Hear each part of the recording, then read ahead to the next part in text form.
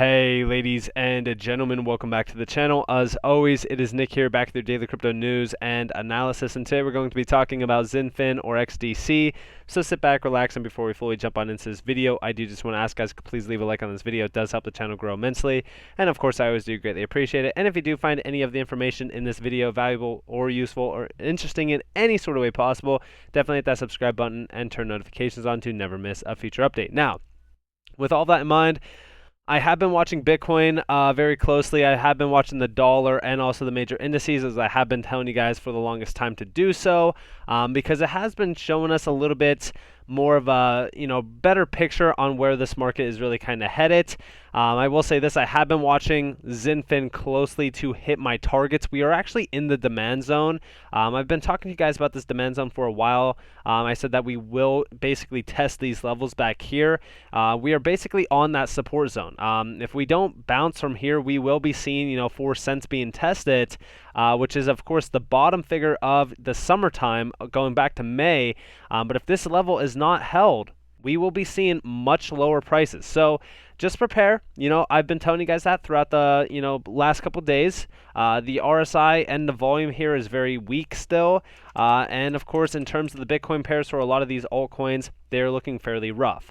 We're majorly below a lot of strength, and currently, when we are talking about the levels that we are at, I would say that we're going to be testing these 105 sat levels going back here to April of 2021. Now, if this is tested, we will be seeing lower prices than 4 cents on the USD pair. So I'm just telling you guys right now, we need a strong bounce on XDC. Or else we will be seeing those lows being tested. Have been talking to you guys about those for a while now. A lot of altcoins are similar in the sense on where XDC actually is, testing those summer lows.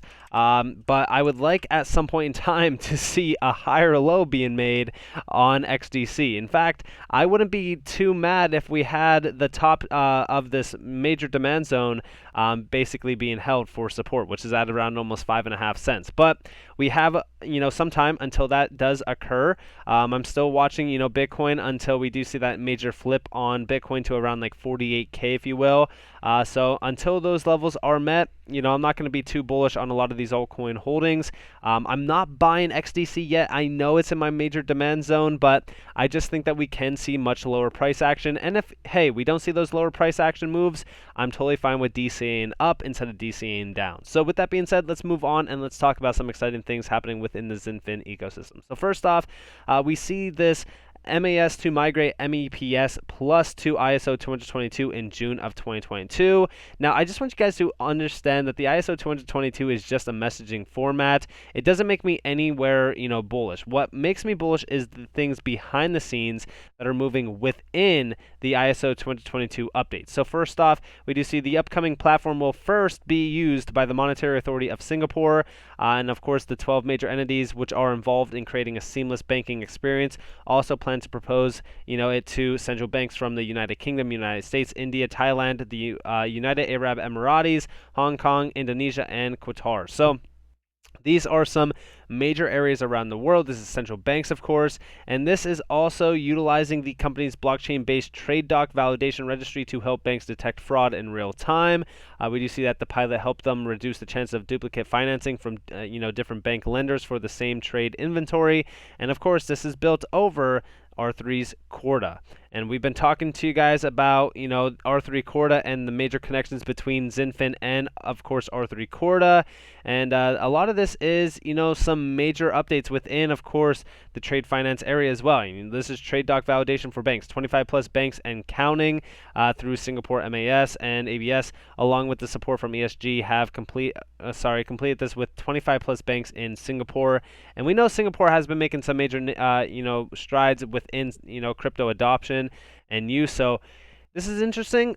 Do we know that Xinfin will be utilized here? It's hard to say. I mean, I think that the major connection here is just through R3 Corda, but who knows exactly if Xinfin will be used. But I have been seeing a lot of updates happening within the trade finance area. So let's see what happens here. And we also see our pandemic has triggered a massive acceleration of digital trade, speeding it up by 5 to 10 years.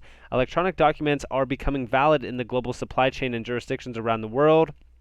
And of course, we do see our digital trade. The world is digitizing at an unprecedented rate, and even shipping and trade are now catching up. The pandemic has triggered a massive acceleration of digital trade, estimated as speeding it up by 5 to 10 years. Electronic bill of lading penetration rates vary depending on mode. Less than 0.1% for liner, up to 60% in some key metals and minerals markets. And then, of course, you guys can see more down here by the uncitrul model law by states critical to overcoming legal uncertainty. And this is all regarding, of course, digital trade, legal frameworks behind it as well. And honestly, we go back in time a little bit, and this is all regarding Xinfin. SIBA Bank joins ADGM. This is huge for XDC. I show the power partnerships in this in this picture. We do see, R3 Corda, Lab 577, DSL. I've talked to you guys about that bridge yesterday, and of course, this is all through the Xinfin network. And I do want to mention real quick, you do see Anigio there. Anigio is a huge giant for Xinfin.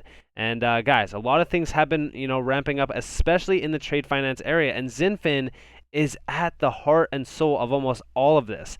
I mean, you guys can see how DSL is helping.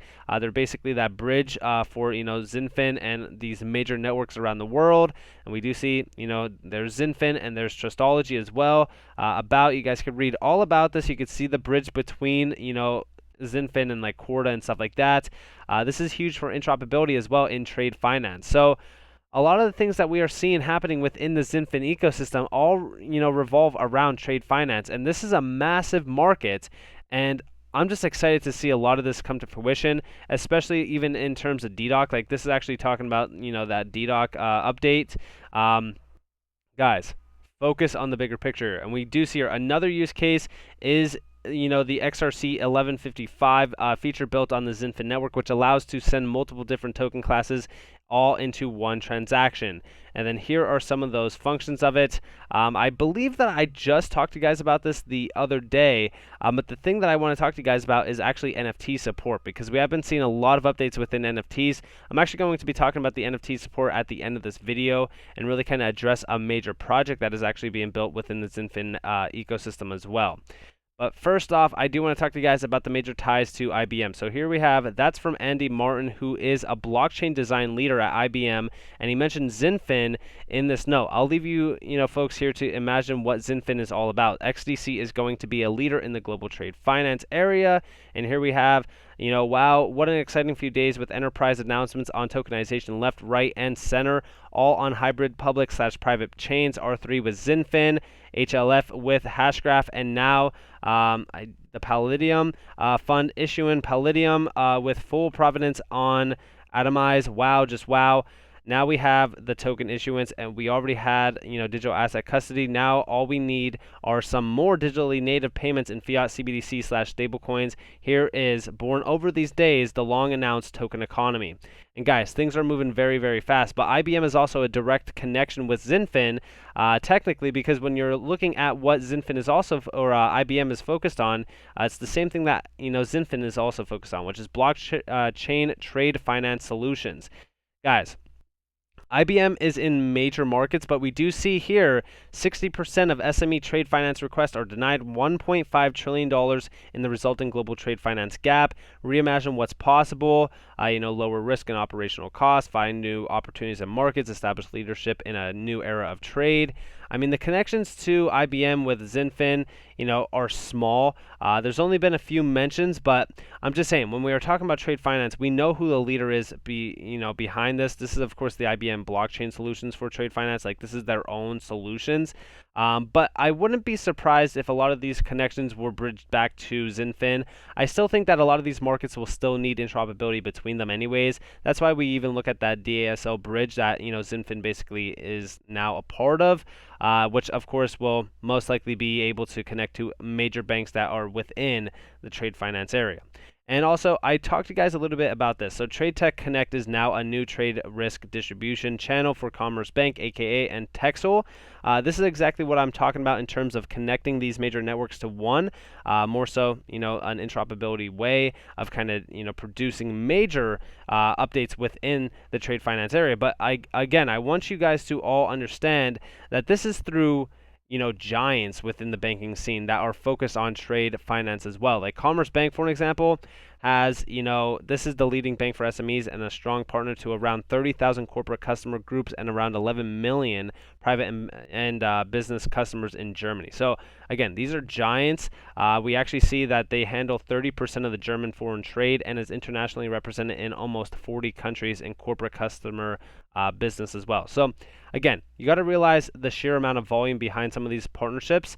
And this is exactly why when we talk about trade finance, I always kind of bring it up in regards to Xinfin because, XDC right now has such a minuscule, market cap compared to what it could have if it's truly disrupting this area of expertise, which I, definitely see a ton of potential behind Xinfin within this area. They have been, building out bridges within this to really kind of bridge those gaps.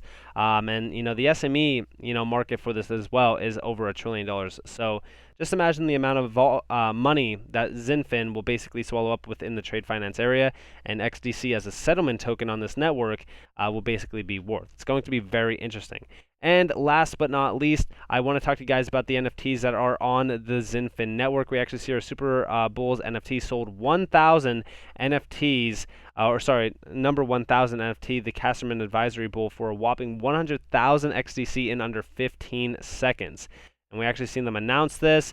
Thank you, Andre Casterman and Casterman Advisory, for creating the 1,000th Super Bowl NFT. This will be minted on the Super Bowl's NFT marketplace Monday, 21st of February. And of course, this did sell almost immediately. I mean, it was crazy. But this also shows us the demand that Xinfin does have for the NFT marketplace area. And honestly, when we are talking about a lot of things that are happening within this area, I mean, I don't only focus on trade finance for Xinfin. Trust me, I think that is a major market that, is going to provide a lot of value for Xinfin and XDC as a token. But it's also the idea that they are going after other markets like NFTs, metaverse as well. These are, $35 billion in market cap valuation combined with $23 billion in market cap valuation. And, Xinfin's not even at a $1 billion market cap currently in terms of market cap value. So it's crazy to me to really kind of look at Xinfin and it's under 5 cents still, while, other tokens are, jumping out a little bit. But, I always kind of compare Xinfin to XRP in a sense on the 2017-2018 structure. I'm still watching a lot of those tokens that I do hold on the Xinfin network as well, like XSwap protocol. But, with that being said, definitely pay attention to XDC as a token because, like I said, going back to 2017, 2018, it's kind of the same structure as XRP when we did see, XRP kind of just ranging on in a very accumulation, sort of standard. So, again, if we bounce from here and we go to like 40 plus cents or 50 plus cents, that's a 10x opportunity. And I think that is such a minuscule number for XDC to actually kind of reach. I've been seeing a lot of numbers being thrown out there in terms of like the dollar range plus, which is not too unrealistic. I mean, if we're talking about a 10x opportunity from here to like maybe like 50 cents, that's between the 2618 and the 3618 fib level, which I think is such, it's not a crazy number at all to reach. And the last fib level brings us to about $1.27. Again, these are fib levels from the current structure of this entire chart on the macro view. Honestly, we could probably reach much higher targets depending on how much FOMO is behind Xinfin. You got to remember that we're not on major exchanges. Like, we're on some, but there's still so much more in terms of exchange listings that we can see. Like, this is a very hard asset to buy in the United States. I've seen a lot of individuals mention in the comments saying, where can I buy XDC? Where can I get this? Guys, you can go on to CoinMarketCap and go to their market and really kind of see where you can buy this at. I've bought mine on Bitrue, same with even XSwap protocol. It's just like the easiest way to get it currently, in my opinion. But you guys could use any of this if you want. We still need some major exchanges though for us to get a lot more volume in, because as you guys do see, the volume is only like $7 million.